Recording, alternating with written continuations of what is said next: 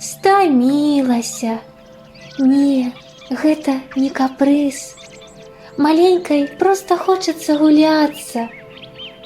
А доктор абяцала ёй сюрприз, але патрэбна крышку пастарацца. Ну ладно, прашчабеча птушаня, лопаточкой шчыльней прыкрые вочка. Продолжится пачатая гульня з малюнкамі из новага радочка. А можна акуляры мне надзець, якія ў чамаданчыку ёсць шкельцы?